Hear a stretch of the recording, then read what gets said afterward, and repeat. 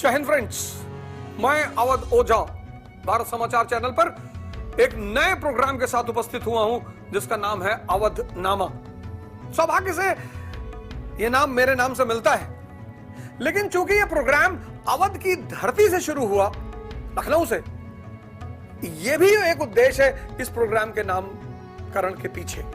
इस प्रोग्राम का उद्देश्य है इतिहास की उपयोगिता, इतिहास का महत्व और इतिहास की रोचकता को समाज के सामने प्रदर्शित करना।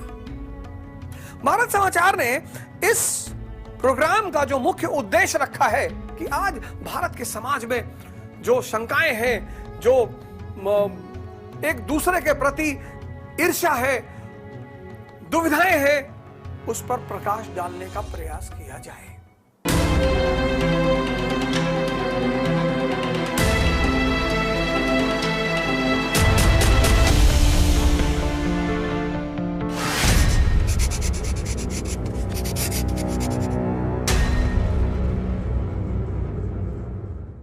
इतिहास की 3 परिभाषाएं विख्यात हैं। पहली परिभाषा, इतिहास अतीत का अध्ययन है। अब लोग ये कहते हैं कि अतीत, मृत्यु का क्या उपयोग? बात बिल्कुल सही है कि जो चीज मृत्यु हो चुकी है उसका क्या उपयोग, लेकिन वहीं पर दूसरी एक परिभाषा इतिहास की है जो उसे बड़ा प्रमुख स्थान देती है, और वो है कि इतिहास एक जीवंत विषय है। History is a living discipline. कितना पैराडॉक्सिकल डेफिनेशन है। इतिहास यानी अतीत का अध्ययन, मृत्यु, मरा हुआ, और इतिहास एक जीवंत विषय है। तीसरी डेफिनेशन जो इसको और ऊंचाइयां प्रदान करती है वो ये है कि history is a understanding of past. History is a dialogue between past and present. अब ये एक तीसरी परिभाषा कि history is a dialogue between past and present to have a good future. इतिहास जो है वो एक डायलॉग है, किसके बीच में? पास्ट और वर्तमान के बीच में। किस लिए? जिससे कि भविष्य को अच्छा किया जा सके। अब इन तीनों परिभाषाओं के परिदृश्य में मैं आपको भारत के इतिहास की कहानी सुनाऊंगा। मैं आपको सोर्स भी बताऊंगा, मैं आपको किताबों के नाम भी बताऊंगा, मैं आपको एक बृहद पृष्ठभूमि दूंगा इतिहास की, एक ऐसी पृष्ठभूमि जिसे सुनकर आपको ऐसा लगेगा कि इस देश का इतिहास कितना विशाल है, इस देश की संस्कृति कितनी महान है, इस देश के योद्धाओं का कितना महत्वपूर्ण स्थान है, इस देश के संतों को क्यों जगत गुरु कहा गया। तो ये कार्यक्रम जो है वो सिर्फ हमारे समस्त देशवासियों के लिए ही नहीं बनाया गया है। इस कार्यक्रम का मुख्य उद्देश्य है कि जो हमारी युवा पीढ़ी है उसको इस देश की गरिमा का पता चल सके। तो सर्वप्रथम मैं इतिहास की उस कड़ी से आपको दर्शन कराऊंगा जिसको लेकर आज समाज में बड़ी शंका है, बड़ा विवाद है, बड़ा ऊहापोह है, और वो है हमारे प्राचीन भारत का इतिहास। प्राचीन भारत का इतिहास एक खजाने का इतिहास है, एक बृहद ज्ञान के भंडार का आकाश है, जहां आपको हड़प्पा सभ्यता के बारे में सूचना मिलेगी। जब अंग्रेज भारत आए और उन्होंने कहा कि we are on civilising mission, हम भारत को सभ्य बनाने आए हैं। भारत को सभ्य बनाने, भारत का मतलब ज्ञान। ये उनके शासक का एक आधार स्तंभ था कि हम भारत को सभ्य बनाने आए हैं। सभ्य, आप जिस देश में सिंधु सभ्यता के समय इस बात का एहसास था कि सड़कें कैसी बननी चाहिए, जिस देश को इस बात का ज्ञान था कि शहर कैसा बसाना चाहिए, देश को इस बात का ज्ञान था कि ईंट कितने पैमाने पर होनी चाहिए, पक्की होनी चाहिए कि कच्ची होनी चाहिए, जिसकी मानकता किसी भी क्षेत्र में, राजनीति के क्षेत्र में, संस्कृति के क्षेत्र में, व्यापार के क्षेत्र में, आज भी ये जेट युग, ये इंटरनेट का युग, ये 5G का युग, ये आज भी उस मानकता को तोड़ नहीं सका है। उस भारत का इतिहास, उस भारत का इतिहास जहां चंद्रगुप्त मौर्य एक सामान्य परिवार से निकलता है। सामान्य इतिहासकार अगर बहुत गौर दें, बहुत निष्पक्ष होकर बोले, तो हम ये बता ही नहीं सकते कि वो किस वर्ण के हैं, वो किस जाति के हैं। एक ऐसा व्यक्ति, एक सामान्य व्यक्ति जिसकी सूचना हमें मिलती है कि शायद चरवाहे का बेटा, और उस व्यक्ति की योग्यता आज हमारे देश के युवा ग्रेजुएशन, पोस्ट ग्रेजुएशन, इंजीनियरिंग, डॉक्टरी, आईआईएम करके डिप्रेशन का शिकार है। और वो चंद्रगुप्त मौर्य जिसके पृष्ठभूमि का पता नहीं, उस चंद्रगुप्त मौर्य को एक सही डायरेक्टर मिलता है। डायरेक्टर मतलब वो नहीं जो आपको कैमरे के सामने घुमा रहा है। डायरेक्टर मतलब वो व्यक्ति जो आपकी जिंदगी को दिशा दे रहा है। वो व्यक्ति आपके मां बाप हो सकते हैं, वो व्यक्ति आपका गुरु हो सकता है, वो व्यक्ति आपका मित्र हो सकता है, आपका पति हो सकता है। डायरेक्टर, और वो बनता है चंद्रगुप्त मौर्य। उसी परिवार में आगे बढ़ते हुए एक ऐसे राजा का स्थान है अशोक महान। इस शब्द पर चर्चा करेंगे जब हम अशोक पर आएंगे। महान, बड़ा प्यारा शब्द, अशोक महान। चंद्रगुप्त मौर्य और अशोक के साथ साथ भारत का इतिहास आपको बताएगा उस समृद्ध गरिमा के बारे में जिसमें हमारे बहुत सारे लोग शायद उस गरिमा से अनभिज्ञ हैं। यह देश विज्ञान जानता है मानव को भगवान बनाने का। उपनिषदों का देश, उपनिषदों को, बुद्ध का देश, महावीर का देश, प्राचीन भारत, बुद्ध जिसको पश्चिम को भी लाइट ऑफ एशिया कहना पड़ा। वो समुद्रगुप्त को तो भारत का नेपोलियन कहते हैं, वो चाणक्य को तो भारत का मैकियावेली कहते हैं, लेकिन वो बुद्ध को भारत का जीसस नहीं कह पाए। इतना महान व्यक्तित्व, इतनी बड़ी गरिमा बुद्ध की कि उन्हें मजबूरन बुद्ध को लाइट ऑफ एशिया कहना पड़ा। पतंजलि, पतंजलि जिसके योग सूत्र ने इस दुनिया को एक नया जीवन दिया, एक ऐसी रास्ता दिया, एक ऐसा राह दिया जिस पे आज पूरी दुनिया निर्भर कर रही है। हम आगे देखेंगे, हम जब मौर्योत्तर काल में पहुंचेंगे तो हम देखेंगे कि विदेशी आक्रमण, हालांकि विदेशी आक्रमण भारत के लिए कोई नई चीज नहीं है, कि जब भी आपका संगमरमर का महल झोपड़पट्टी के बीच में होगा तो जिस दिन भी आप कमजोर पड़ेंगे, ये झोपड़पट्टी के लोग आपके घर में कूदेंगे। ये सीखने का विषय है, ये समझने का विषय है, ये जानने का विषय है। शक, कुषाण भारत की तरफ बढ़ रहे हैं और तब भारत के राजाओं ने डटकर सबका सामना किया। जो भारत में आ सके, रह सके, वो भी भारतीय संस्कृति से अछूते नहीं रहे। इतनी महिमा भारतीय संस्कृति की, मेनेंडर बुद्ध के प्रभाव से नहीं बच सका। उसी पर एक बड़ी फेमस किताब है मिलिंद पन्हो, क्वेश्चंस ऑफ मेनेंडर, हम उस पर भी चर्चा करेंगे। मौर्योत्तर काल भारत की आर्थिक उन्नति का चरमोत्कर्ष का काल। प्राचीन भारत आर्थिक उन्नति, रोम से व्यापार, मध्य एशिया से व्यापार, पश्चिम एशिया से व्यापार, अति उन्नति, सोने का प्रवाह। आखिर ये सब कैसे संभव होगा? गुप्त काल में हम पहुंचे। गुप्त काल में हमने देखा कि वहां के महान शासकों ने न सिर्फ एक गरिमामयी इतिहास की रचना की, बल्कि भारत को समृद्ध बनाए रखा, भारत की गरिमा बनाए रखी। एक मोड़ भी आता है, उस मोड़ को समझना बहुत जरूरी है। अक्सर उस मोड़ को लेकर बहुत सारे लोग संदेह में रहते हैं। मैं तो खैर जब से हिस्ट्री, इतिहास पढ़ा रहा हूं, मुझसे बहुत सारे लोगों ने पूछा कि सर, गुप्त काल को तो स्वर्ण युग कहा जाता है भारत का। बिल्कुल कहा जाता है, लेकिन साक्ष्य, दो चीजें हैं शिक्षा में। एक है तर्क, तर्क के आधार पर किसी भी चीज को सिद्ध किया जा सकता है, लेकिन यह जरूरी नहीं है कि वो सही हो। तर्क इतना शक्तिशाली है कि तर्क के आधार पर किसी भी चीज को सिद्ध किया जा सकता है, लेकिन यह जरूरी नहीं है कि वो सही हो। और दूसरी चीज है साक्ष्य। गुप्त काल के हम उस वैभव का वर्णन करेंगे, गुप्त राजाओं के वैभव का वर्णन करेंगे, लेकिन साथ साथ हम इतिहास की वो धारा जो परिवर्तित हो रही है, नगरीय क्रांति से अब गुजर रही है सामंतवाद की गलियों में। सामंतवाद शब्द सुनकर ही डर लगता है। सामंत आज भी हमारे पत्रकार बंधु जब न्यूज़पेपरों में आर्टिकल लिखते हैं तो लिखते हैं बिहार के छत्रप, कर्नाटका के छत्रप, यूपी के सामंत।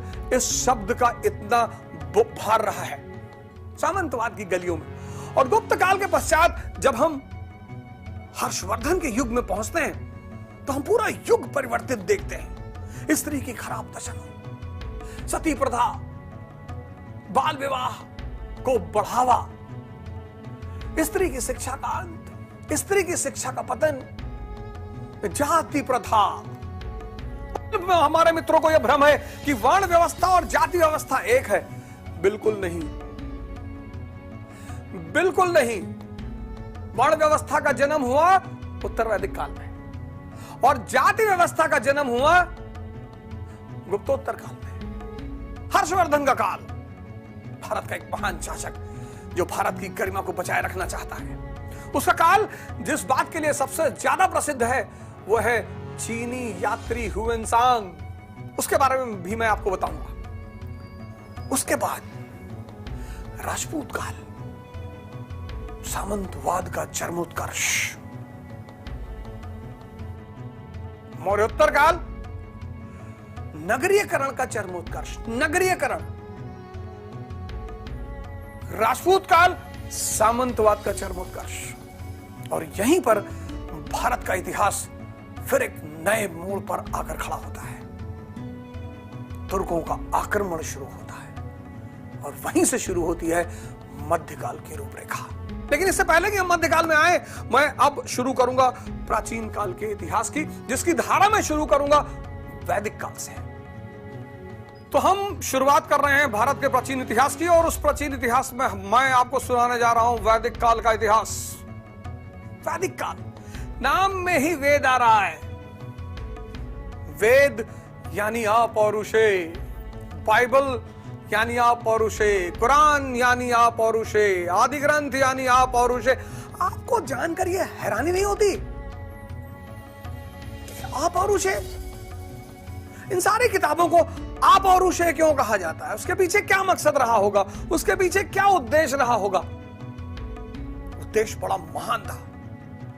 आधुनिक युग और आधुनिक युग से पहले, मतलब जिस युग में आप रह रहे हैं और जिस युग में वैदिक काल के लोग रहते थे, यानी प्राचीन और मध्यकाल जिसको हम कहते हैं, हम पूरे इतिहास को दो भाग में बांटेंगे, एक पूर्व आधुनिक काल, एक आधुनिक काल। तो जब भी मैं आपसे कहूंगा पूर्व आधुनिक काल, उसका मतलब होगा प्राचीन काल और मध्यकाल। और जब भी मैं आपसे कहूंगा आधुनिक काल, उसका मतलब होगा अभी का युग जो चल रहा है, औद्योगिक क्रांति के बाद का युग। हालांकि बड़े सारे इतिहासकार उसको 1453 से भी मानते हैं, उस पर भी हम चर्चा करें, कोई दिक्कत की बात नहीं है। आप जिस भी बात से मेरे असहमत रहें, जिस भी बात पर आपको हमें कुछ मैसेज भेजना है, आप सभी के मैसेज का स्वागत रहेगा। मैं जो भी आपसे बताऊंगा, मैं तथ्यों के साथ बताऊंगा, मैं आपको सोर्स के साथ बताऊंगा, मैं आपको पुस्तकों के साथ बताऊंगा। इसलिए हमारे जितने भाई बंधु किसी भी चीज की तैयारी कर रहे हैं, किसी भी चीज की प्रिपरेशन कर रहे हैं, यह प्रोग्राम उनके लिए तो विशेषकर इंपॉर्टेंट है। हालांकि भारत के सभी नागरिकों के लिए है और दुनिया भर के लोगों के लिए है कि वो जान सके भारत का गौरव वेद। तो जब भी मैं आपसे कहूंगा पूर्व आधुनिक काल, तो पूर्व आधुनिक काल का मतलब हुआ प्राचीन और मध्यकाल। और जब मैं आपसे कहूं आधुनिक काल, तो आप सोचिएगा औद्योगिक क्रांति के बाद का काल। पूर्व आधुनिक काल में धर्म संविधान की भूमिका अदा करता था। धर्म पर तो विशेष चर्चा, आप चिंता मत करिए, ऐसा नहीं मैं धर्म यहां खत्म कर दे रहा हूं। धर्म के एक एक पहलू की चर्चा, ब्राह्मण धर्म, जैन धर्म, बौद्ध धर्म, सारे धर्मों पर चर्चा होगी इस मंच पर। साक्ष्यों के साथ। तो आधुनिक काल से पूर्व का जो युग था वहां धर्म संविधान था। जैसे आज हमारे पास लिखित संविधान है जिस पे राष्ट्र चल रहा है, ऐसे आधुनिक काल से पूर्व धर्म संविधान था और उस संविधान का काम था समाज का संचालन। अब वो संविधान किसने लिखा है? आप और उसे ईश्वर ने लिखा है, भगवान ने लिखा है, गॉड ने लिखा है, अल्लाह ने लिखा है। तो अब भगवान और अल्लाह और गॉड नीचे तो आएगा नहीं, तो उसका नीचे रिप्रेजेंटेटिव होगा। समझिए, धर्म क्या था आधुनिक काल से पूर्व? संविधान था, और वो अपौरुषेय है। धार्मिक ग्रंथ अपौरुषेय है, पुरुष द्वारा रचित नहीं है, अपौरुषेय, ईश्वर द्वारा रचित, भगवान द्वारा रचित, अल्लाह द्वारा रचित। तो अब उस भगवान का रिप्रेजेंटेटिव भी नीचे होगा, तो वो कौन होगा? राजा। इसीलिए आधुनिक काल से पूर्व राजा को भगवान का प्रतिनिधि कहा गया। अशोक ने क्या उपाधि ली? देवानाम पियदसी, मैं देवताओं का प्रिय। गुप्तों ने क्या उपाधि ली? परम भागवत। फिर जब मध्यकाल शुरू हुआ तो मुसलमान शासकों ने क्या उपाधि ली? जिल्ले इलाही। आज जो हमारा प्रधानमंत्री है, आज जो दुनिया में राजा है, वो जिल्ले इलाही नहीं है, वो जिल्ले जमहूरियत है। अब संविधान कौन लिखा? जनता ने। तो आज का राजा जनता का प्रतिनिधि है और आधुनिक काल से पूर्व का राजा ईश्वर का प्रतिनिधि। वेद अपौरुषेय, ज्ञान के भंडार। महर्षि दयानंद ने आधुनिक काल में कहा वेदों की ओर। इस लाइन पे चर्चा करेंगे। अब वैदिक काल का इतिहास हमारे लिए बहुत महत्वपूर्ण है, बहुत। तो बड़े सारे राज छिपे हुए हैं, बड़े सारे रहस्य छिपे हुए हैं। उन सारे रहस्यों से मैं आपको पर्दा उठाऊंगा। अर्थव्यवस्था। वैदिक काल पढ़ने की सुविधा के हिसाब से दो भागों में विभाजित है। वैदिक काल दो भागों में। पहला भाग ऋग्वैदिक काल, जिसका सोर्स है ऋग्वेद, और दूसरा भाग उत्तर वैदिक काल, जिसका सोर्स है ब्राह्मण ग्रंथ, शतपथ ब्राह्मण, ऐत्रेय ब्राह्मण और यजुर्वेद, सामवेद, अथर्ववेद, उपनिषद। तो वैदिक काल को हम दो भागों में बांटते हैं पढ़ने की सुविधा के अनुसार, ऋग्वैदिक, उत्तर वैदिक। अब वैदिक काल के इतिहास से एक जो सबसे महत्वपूर्ण पहलू जुड़ा हुआ है वह है आर्यों का आगमन। बड़ी चर्चा हुई इस पर, बहुत चर्चा हुई। आर्यों का आगमन। आर्य मतलब श्रेष्ठ, मतलब आर्य शब्द का जो शाब्दिक अर्थ है उसका मतलब है श्रेष्ठ, सुपीरियर। किसमें? आचरण में, शक्ति में, व्यवहार में श्रेष्ठ। मैक्स मूलर, महान विद्वान जिसने इस आर्यन इन्वेजन की थ्योरी को जन्म दिया, इस देश को विभाजित करने के उद्देश्य से, बड़ी गलत मंशा के साथ उस व्यक्ति ने इस थ्योरी का प्रतिपादन किया। हम भारत के लोग भारतीय हैं, हम भारत के लोग भारतीय हैं, हम भारतीय सर्वप्रथम हैं। तभी तो भारत रहेगा, तभी तो भारत चलेगा, तभी तो भारत विकसित होगा। लेकिन 1850 के बाद जब आप मैक्स मूलर की एंट्री देखेंगे, 1850 के बाद, अब 1850 के समय आप 57 की क्रांति देखेंगे। 1857 की क्रांति में आप देखेंगे कि हिंदू मुसलमान की एकता अंग्रेजों की आंख का नासूर बन गया। एकता तो खत्म करनी है ना। किसी को शोषण करना चाहते हो तो उसके परिवार को एक रहने दोगे? तोड़ दोगे, तभी तो शोषण होगा। कांग्रेस का जन्म, फिर जातिगत संस्थाएं, फिर धर्मगत संस्थाएं, उन सब पर खैर मैं आधुनिक काल में आपसे चर्चा करूंगा। वैदिक काल, अर्थव्यवस्था। अर्थव्यवस्था पर मैं आपको एक सूत्र बताता हूं। किसी भी राष्ट्र का जब आप इतिहास पढ़ें, अर्थव्यवस्था पर अपनी पैनी नजर रखें। सिर्फ अर्थव्यवस्था का योगदान नहीं होता, इतिहास के निर्माण में कई चीजों का योगदान होता है, उसमें प्रमुख है अर्थव्यवस्था। अगर आप कहते हैं सिर्फ अर्थव्यवस्था है तो आपको लेफ्ट विंग हिस्टोरियन मान लेंगे। इसलिए इतिहास के निर्माण में सिर्फ अर्थव्यवस्था का योगदान नहीं है, इतिहास के निर्माण में अर्थव्यवस्था का योगदान है। इतिहास के निर्माण में ज्योग्राफी, भूगोल। कश्मीर में आप आइसक्रीम की फैक्ट्री लगाओगे, नहीं चलेगी। अगर आपको कहीं किसी जगह का भूगोल पता है तो आप वहां की संस्कृति समझ सकते हैं, आप वहां की अर्थव्यवस्था समझ सकते हैं, आप वहां पर कैसा इन्वेस्टमेंट करना है यह समझ सकते हैं। अर्थव्यवस्था पहली चर्चा हम करेंगे वैदिक काल की अर्थव्यवस्था। अब ऋग वैदिक काल की जो अर्थव्यवस्था है, ऋग वैदिक काल में आर्यन कहां बसे हुए हैं? पंच नदियों के देश में। सप्त सैंधो, 5 पंजाब की, 2 अफगानिस्तान की। सप्त सैंधो का जो इलाका है वो है ऋग्वैदिक आर्यों का निवास स्थान। देखिए जरूर, खासकर हमारे वो विद्यार्थी भाई जो किसी भी चीज की तैयारी कर रहे हैं, जब भी मैं किसी लोकेशन का वर्णन, आप अपने साथ एटलस लेकर जरूर बैठे, क्योंकि सामने देखकर और फिर कनेक्ट करने की पढ़ाई आपकी विचारधारा, आपके समझने की क्षमता, आपकी सोच सबको विकसित करेगी। एटलस अपने साथ रखिए। तो ऋग्वैदिक आर्यों का जो स्थल है वो सप्त सैंधव का क्षेत्र है। अफगानिस्तान से लेकर पाकिस्तान तक का जो इलाका है वो वाला इलाका है। कबीलाई लोग, ट्राइबल मतलब सहृदयी लोग, प्राकृतिक लोग, पिछड़े नहीं। हमारी बहन द्रौपदी मुर्मू जी आज भारत की राष्ट्रपति हैं। भारत के लिए गौरव की बात है, भारत के प्रजातंत्र की विजय की बात है। वनवासी, ट्राइबल मतलब प्रकृति, जो प्रकृति से जुड़कर रह रहा है वो है वनवासी। हम कहते नहीं जब हम बहुत बोर हो जाते हैं कि भैया हम हरिद्वार जा रहे हैं, हम भैया ऊटी जा रहे हैं, हम कुर्ग जा रहे हैं। ये शहर जब हमें सोचने पर मजबूर कर देते हैं, निराश कर देते हैं, तो हम सब जंगल की तरफ जाते हैं। मुन्नार,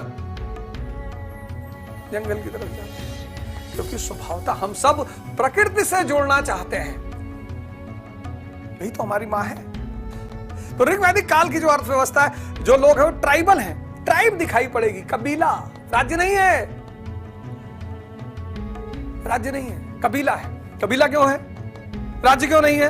आपके मन में सवाल आना चाहिए। आप जिस किताब को जब पढ़ते हैं आप क्वेश्चन मार्क लगाइए कि ट्राइब, कुरु tribe, Turvasu tribe, Krivi tribe, ये कबीले क्यों हैं? ये राज्य क्यों नहीं है? क्वेश्चन मार्क लगाइए। अभी तक आपने एक प्रथा का पालन किया, आप किताब में अंडरलाइन करते थे, छोड़ दीजिए।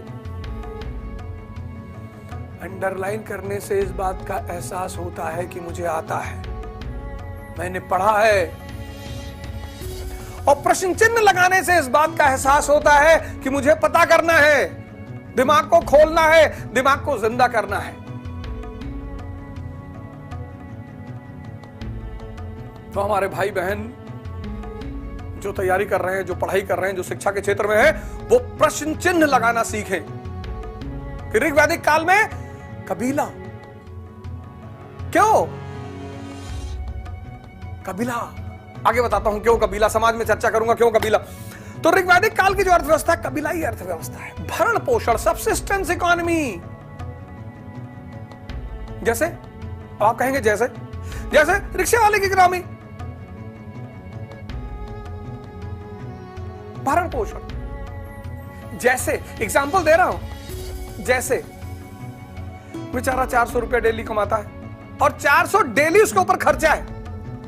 क्वेश्चन मार्क लगाइए। जहां आपने पढ़ा ना कि भारत ऋग्वैदिक अर्थव्यवस्था कबीलाई अर्थव्यवस्था है, पशुचारण अर्थव्यवस्था है, क्यों? यह चीज आपको सोचने पर मजबूर करेगा, क्यों? अब भूगोल देखना पड़ेगा इस बात को जानने के लिए। तो जब हम भूगोल देखेंगे आज उस क्षेत्र का, तो हम देखेंगे कृषि के लिए बहुत महत्वपूर्ण क्षेत्र नहीं है। अर्थव्यवस्था को समझना है तो भूगोल पर नजर रखिए। भाई यूरोप के लोग अमेरिका में जाके बसे, उत्तर अमेरिका में। आज उत्तर अमेरिका सुपर पावर बन गया, किसकी वजह से? भूगोल की वजह से। मुख्य भूमिका किसकी है? भूगोल की। लेकिन यूरोप के लोग अफ्रीका में भी तो जाकर बसे। इतिहास और अर्थव्यवस्था को समझना है तो उस जगह की भूगोल पर नजर रखिए। तो आप जब सप्त सैंधों का क्षेत्र आज देखेंगे, कृषि के लिए बहुत उपयोगी जगह नहीं है। दूसरी, कृषि उपकरण नहीं है, लोहे की खोज नहीं हुई। तांबे का हल बनाकर आप जमीन में डालेंगे, चलेगा ही नहीं।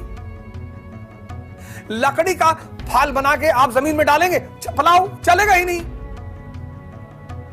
तो एक तो कृषि उपयोगी जगह नहीं है, दूसरे सशक्त कृषि उपकरण नहीं है।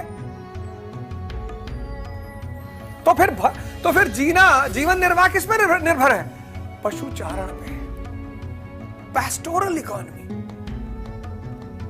कृषि भी नहीं है, व्यापार वाणिज्य भी नहीं है। जीवन निर्वाह सिर्फ एक चीज पे टिका हुआ है, किस पे?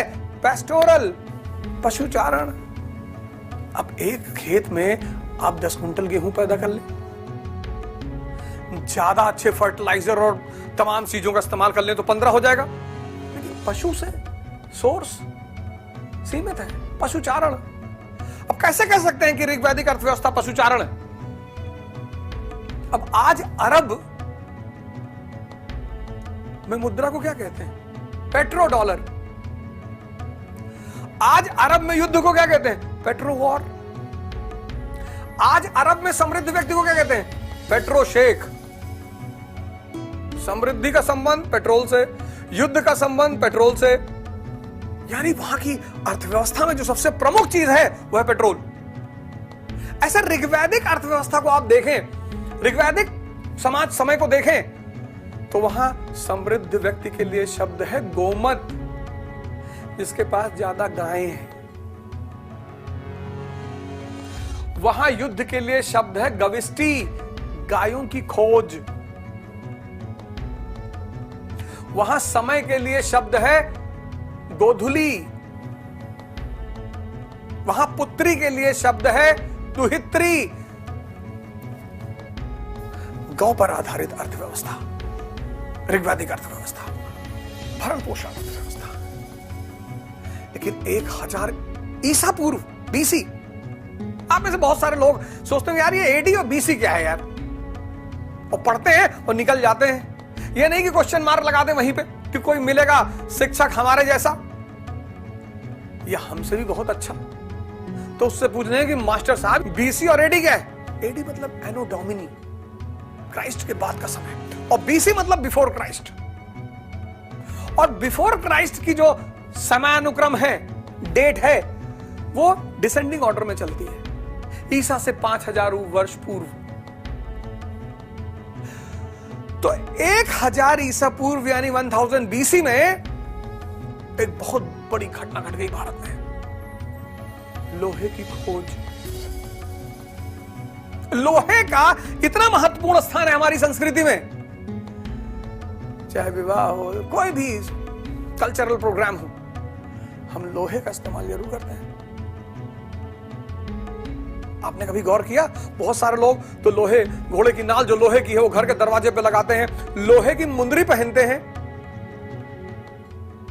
और हमारी बड़ी सारे रीति रिवाजों में हाल जो प्लाव है उसको रखा जाता है। लोहे ने इस देश की तस्वीर बदल दी। लोहे ने इस देश की तस्वीर बदल दी। 1000 ईसा पूर्व लोहे की खोज, पहला साक्ष्य कहां मिला? धारवाड़, कर्नाटका, 1000 ईसा पूर्व। अब वो भारत, उत्तर भारत कैसे पहुंचा, ये तो इतिहासकार ढूंढेंगे, उन्हें ढूंढने दीजिए। जब वो मिल जाएगा कि वो उत्तर भारत कैसे पहुंचा, वो आपको बता देंगे। आप परेशान मत होइए, आप कपोल कल्पना मत करिए, पहुंचा होगा। किसी न किसी माध्यम से तो पहुंचा होगा। धारवाड़ में पहला साक्ष्य मिलता है कर्नाटका में 1000 ईसा पूर्व, और लोहे ने इस देश की तस्वीर बदल दी। कैसे? भारत जो देश है, गौर करिएगा जो मैं कहने जा रहा हूं और क्लिक करिएगा तुरंत। भारत जो देश है वो दोआबों का देश है। दोआब, गंगा यमुना दोआब, गंगा ब्रह्मपुत्र दोआब, नर्मदा तुंगभद्रा दोआब। आज आप एक काम करिए हमारे सभी भाई बंद, आज भारत का फिजिकल मैप उठाइए और देखिए, भारत दोआबों का देश है, नदियों के बीच का स्थान, कृषि का देश, मॉनसून का देश है। मिलन मूवी आप देखिए, सावन का महीना पवन कर शोर, जेरर झूमे ऐसे जैसे बनवा नाचे मोर। कितनी बारिश पर और बरसात के मौसम में कितने सारे गाने बने, लोकगीत बने। भारत दोआबों का देश है। दोआब, दोआब मतलब दो नदियों के बीच का क्षेत्र, और भारत मॉनसून का देश है। इसलिए जब भारत का आप फिजिकल मैप देखेंगे ना तो बड़ी ग्रीनरी दिखाई पड़ेगी आपको वहां पे, और लोहे ने उस ग्रीनरी को खोल दिया। उत्तर बस यहीं से, इसी 1000 ईस्वी से जब लोहे की खोज हुई, बस यहीं से कृषि अर्थव्यवस्था की शुरुआत। इसको नोट कर लीजिएगा, लोहा और कृषि अर्थव्यवस्था। लोहे ने इस देश के दोआबों को के ताले को खोल दिया। बस यहीं से भारत की अर्थव्यवस्था, भारत की राजनीति, भारत का समाज, भारत की संस्कृति, सब में परिवर्तन आना शुरू हो गया। उत्तर वैदिक काल, भारत की कृषि अर्थव्यवस्था की शुरुआत। इसका मतलब यह नहीं कि ऋग्वैदिक काल के लोग कृषि के बारे में नहीं जानते थे। ऋग्वेद का जो चौथा मंडल है, चौथा मंडल मतलब चैप्टर, ऋग्वेद का जो चौथा मंडल है वो कृषि पर बेस्ड है। अब आज क्या अफगानिस्तान के लोगों को कृषि के बारे में नहीं पता है? बिल्कुल पता है। अफीम की खेती होती है, कृषि के बारे में पता है, लेकिन अफगानिस्तान कृषि अर्थव्यवस्था का देश नहीं है। अफगानिस्तान के लोगों को एग्रीकल्चर के बारे में पता है, बट एग्रीकल्चरल इकोनॉमी एब्सेंट है। समझिएगा इस बात को। ऐसे ऋग्वैदिक काल के लोगों को कृषि के बारे में पता है, एग्रीकल्चर के बारे में पता है, लेकिन एग्रीकल्चरल इकोनॉमी नहीं है। और प्राइमरी सेक्टर के ऊपर खड़ा होता है सेकेंडरी सेक्टर। बेस में क्या है? एग्रीकल्चर। बेस के ऊपर क्या है? बिल्डिंग, इंडस्ट्री, और इस बिल्डिंग की ब्यूटी क्या है? Service sector. ऐसे ही तो पढ़ेंगे मित्र भारत की कृषि अर्थव्यवस्था की शुरुआत, बिगिनिंग ऑफ एग्रीकल्चरल इकोनॉमी। इसलिए हम यहीं से 1000 BC से एक नए युग की शुरुआत मानते हैं, उत्तर वैदिक काल, एग्रीकल्चरल इकोनॉमी। साक्ष्य, एविडेंस, शतपथ ब्राह्मण में प्लाउ रिचुअल, प्लाउ, हल रिचुअल, हल कर्मकांड की सूचना। Shatapatha Brahmana, plough ritual. जब किसी की कीमत बढ़ती है तो उसकी पूजा होती है। शतपथ ब्राह्मण में भूमिदान का उल्लेख। जब किसी की कीमत बढ़ती है तो उसका दान दिया जाता है। वैदिक काल का पहला परिदृश्य कबीलाई अर्थव्यवस्था से कृषि अर्थव्यवस्था की तरफ अग्रसर। अब अर्थव्यवस्था, लोहे की खोज हुई, लोहे ने कृषि अर्थव्यवस्था का ताला खोला। जब कृषि अर्थव्यवस्था का ताला खोला तो अब ये जो ऋग्वैदिक काल के लोग हैं ये किधर की तरफ प्रस्थान करेंगे? एग्रीकल्चर के क्षेत्र की तरफ प्रस्थान करेंगे, उत्तर भारत में और आगे बढ़ेंगे। अब इस बदली हुई अर्थव्यवस्था ने राजनीति का रूप तुरंत बदल दिया। अब देखिए राजनीति और अर्थव्यवस्था का संबंध। इस बदली हुई अर्थव्यवस्था ने राजनीति के रूप को तुरंत बदल दिया। चीन की अर्थव्यवस्था और चीन की राजनीति, अमेरिका की अर्थव्यवस्था और अमेरिका की राजनीति, अफगानिस्तान की अर्थव्यवस्था और अफगानिस्तान की राजनीति। आप 3 एग्जांपल अपने सामने रखिए। और फिर आप देखिए कि अर्थव्यवस्था और राजनीति का कितना अंतः संबंध है। आज की डेट में अफगानिस्तान में स्टैंडिंग आर्मी रखना, स्थायी सेना रखना संभव है? नहीं। एक बड़ा प्रशासनिक रूप रखना संभव है? नहीं। अर्थव्यवस्था ही नहीं है, खाने को नहीं है, सेना कहां रखेंगे? History is a dialogue between past and present. अर्थव्यवस्था और राजनीति का अंतर संबंध। यूनाइटेड स्टेट्स ऑफ अमेरिका देखिए, एक शक्तिशाली सेना, एक शक्तिशाली प्रशासन, बड़ा प्रशासन, शक्तिशाली प्रशासन, एक जबरदस्त सिटी एडमिनिस्ट्रेशन। कौन है पीछे? अर्थव्यवस्था। तो वैदिक काल की जो अर्थव्यवस्था का परिवर्तन हुआ, उस अर्थव्यवस्था के परिवर्तन ने राजनीति को भी परिवर्तित किया। तो अब हम आते हैं अर्थव्यवस्था से राजनीति पर। अब राजनीति ऋग्वैदिक राजनीति कबीलाई, कबीले हैं, कुरु कबीला, पुरु कबीला, तुर्वसु कबीला, क्रीवी कबीला, कबीले। आप कहेंगे साहब कबीले, राज्य क्यों नहीं है? हाँ, अगर आपने ये सवाल वहां टीवी पर बैठकर किया कि साहब कबीले क्यों हैं, राज्य क्यों नहीं है, इसका मतलब आपके सोचने की क्षमता बड़ी प्रखर है। शिक्षा का काम क्या है? शिक्षा का काम है सोचने पर मजबूर करना। शिक्षा का काम तोता बनाना नहीं है, शिक्षा का काम है सोचने पर मजबूर करना। शिक्षा का काम है दिमाग को जिंदा करना, और एक जिंदा दिमाग एक महान डॉक्टर बनेगा, एक जिंदा दिमाग एक महान इंजीनियर बनेगा, एक जिंदा दिमाग एक अच्छा जर्नलिस्ट बनेगा, एक जिंदा दिमाग एक अच्छा बिजनेसमैन बनेगा, एक जिंदा दिमाग महान संत भी तो बन सकता है, सदगुरु। एक जिंदा दिमाग कुछ भी महान बनेगा। शिक्षा का काम नौकर पैदा करना नहीं है कि भैया भैया पढ़ लो, भैया तुम्हारी नौकरी लग जाएगी, फिर भैया तुम्हारी शादी हो जाएगी। हिंदुस्तान में शिक्षा का दो ही काम है। इसीलिए तो आज ये देश, हमारे देश के युवा परेशान है, इसीलिए तो आज हमारा देश का समाज परेशान है।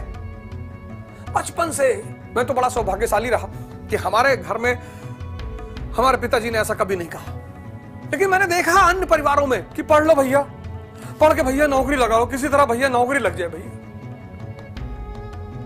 अच्छा चलो नौकरी लग गई, फिर भैया शादी हो जाएगी भैया। जैसा लगता है जीवन में दो ही काम है। हिंदुस्तान में आखिर महान पैदा होने कम क्यों हो गए? वो प्राचीन भारत का इतिहास, महानतम लोगों का इतिहास, और आज के भारत का इतिहास इंजीनियरों का इतिहास, सिर्फ डॉक्टरों का, सिर्फ सिविल सर्वेंटों का। क्योंकि प्राचीन भारत में शिक्षा का उद्देश्य था दिमाग को जिंदा करना। तो मैंने आपसे कहा ना, आप क्वेश्चन मार लाए कि कबीला क्यों, राज्य क्यों नहीं? क्योंकि राज्य की स्थापना के लिए अपरिहार्य चीज है, नेसेसरी। राज्य की स्थापना के लिए अपरिहार्य चीज है टैक्सेशन सिस्टम। बिना कर प्रणाली के राज्य नहीं हो सकता, हो ही नहीं सकता, संभव ही नहीं है, कोई चांस ही नहीं है। आप कहेंगे क्यों? आत्मा है, शरीर से आत्मा निकल जाए शरीर बचेगी। टैक्सेशन व्यवस्था जो है वो राज्य की आत्मा है, भरण पोषण अर्थव्यवस्था। आप कहेंगे साहब तो ये टैक्सेशन सिस्टम क्यों नहीं है साहब? भरण पोषण अर्थव्यवस्था, सबसिस्टेंस इकोनॉमी। खाने को नहीं है, तुम टैक्स लोगे भैया। अब देखो अर्थव्यवस्था और राजनीति कैसे जुड़कर समझ में आ रही है। भरण पोषण, सबसिस्टेंस इकोनॉमी, खाने को नहीं है, टैक्स कहां से दोगे? तो टैक्सेशन सिस्टम क्या है? राज्य की आत्मा है। और ऋग्वैदिक काल में सबसिस्टेंस इकोनॉमी है, टैक्स नहीं कलेक्ट कर सकते तो राज्य नहीं है, तो कबीले हैं। टैक्स नहीं है तो स्थायी सेना नहीं है, सैलरी कहां से दोगे? टैक्स नहीं है तो बृहद प्रशासन नहीं है, एडमिनिस्ट्रेशन नहीं है। अब मौर्य काल में जब मैं आऊंगा तो बताऊंगा एक लार्जर ब्यूरोक्रेसी आई नहीं यार। आप सोचोगे भैया प्रशासन, बृहद प्रशासन भी नहीं है, स्थायी सेना नहीं है, और राजा वन अमंग इक्वल, जमीन पे बैठता है, दरी पर। राजा अपनी प्रजा पर ही निर्भर है, तो समान है। राजा का चयन होता है, कौन करती है? समिति करती है। तो फिर ऋग्वैदिक काल का प्रशासन कैसे चलता था? टैक्सेशन सिस्टम नहीं है, स्थायी सेना नहीं है और बृहद प्रशासन नहीं, तो ऋग्वैदिक काल का शासन कैसे चलता था? समितियों से, कबीलाई समितियों से, ट्राइबल असेंबलीज। कौन कौन सी असेंबली? सभा, समिति, विदत, गण। राजा युद्ध किसके बल पे करता था? ग्राम के बल पर। ग्राम, गांव थे ही नहीं, तो ग्राम मतलब युद्ध की टोली। तभी तो 2 ग्राम जब लड़ते थे तो उनको कहते थे संग्राम।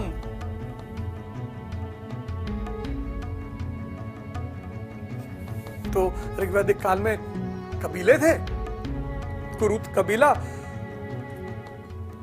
तुर्वसु कबीला, क्रीवी कबीला। राजा समान, सबके समान होता था, वन अमंग इक्वल। स्थायी सेना नहीं थी, बृहद प्रशासन नहीं था, टैक्सेशन सिस्टम नहीं था। शासन किससे चलता था? समितियों से। 1000 BC में लौह क्रांति, आयरन रेवोल्यूशन। आयरन रेवोल्यूशन ने जन्म दिया एग्रीकल्चरल इकोनॉमी, अर्थव्यवस्था बदली।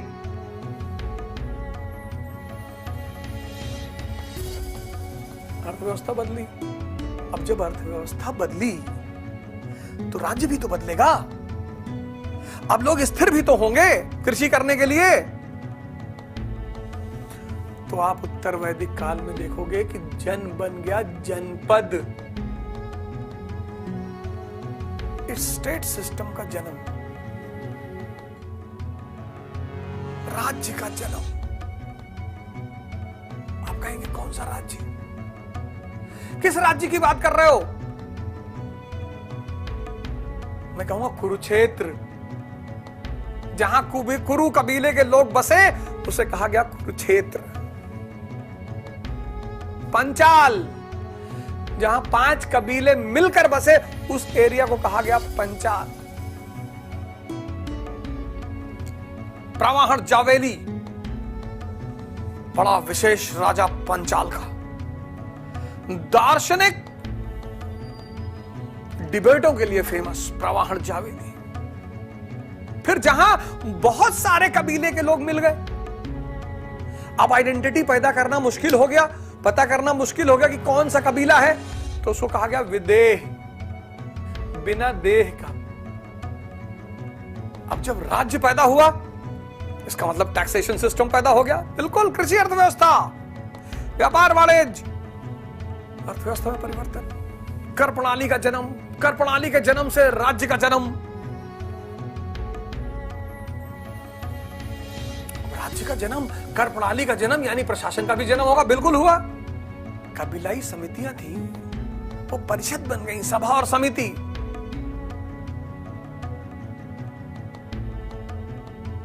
ब्यूरोक्रेसी का आदिम रूप पैदा हुआ, प्रिमिटिव फॉर्म, प्रिमिटिव 12 रत्नन्स, 12 रत्न। अर्थव्यवस्था भी बदली, राजनीति भी बदली। देखो इतिहास का खेल। इतिहास मुर्दों का विषय नहीं है। हमारे यहां तो लोग मजाक करते हैं, अरे भैया तुम तो मुर्दों का विषय पढ़ा। मुर्दे? मैंने इस कार्यक्रम की शुरुआत 3 परिभाषाओं से की, और तीनों परिभाषाओं को एक ट्रायंगल में लिखकर और जोड़ के पढ़िएगा। इतिहास यानी अतीत का अध्ययन। इतिहास जीवांत विषय। इतिहास मतलब भूत को समझकर भविष्य वर्तमान को सुधारना, जिससे कि भविष्य महान हो सके। तभी आपको इतिहास पढ़ने का मजा आएगा, तभी आपके लिए इतिहास गुरु बन जाएगा, तभी आपके लिए इतिहास मार्गदर्शक बन जाएगा। तो आज के प्रोग्राम में बस इतना ही, और फिर हमारी मुलाकात आपसे अगले संडे को होगी ठीक 12 बजे। जय हिंद।